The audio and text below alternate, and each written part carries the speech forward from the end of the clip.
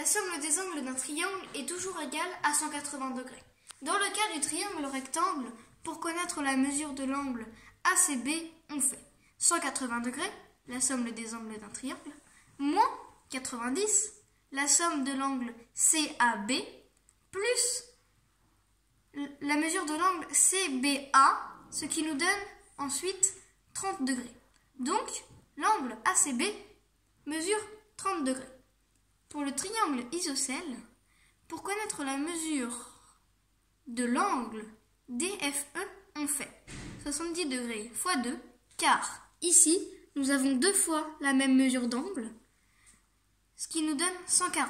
Ensuite, on se retrouve encore une fois avec 180 degrés, la somme des angles d'un triangle, qu'on soustrait ensuite par le nombre que l'on vient de trouver, c'est-à-dire 140. Donc, cela fait 40 degrés. Donc, l'angle DFE mesure 40 degrés.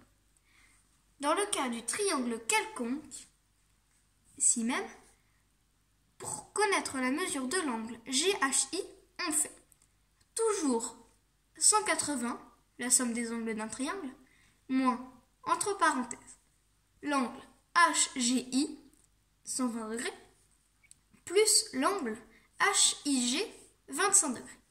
Ce qui nous donne ensuite 35 degrés. Donc, l'angle GHI mesure 35 degrés.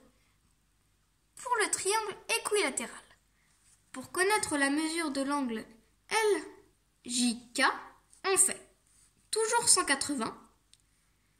Cette fois-ci, on le soustrait avec 60 degrés qu'on multiplie par 2 car on connaît aussi cette valeur. Et c'est la même.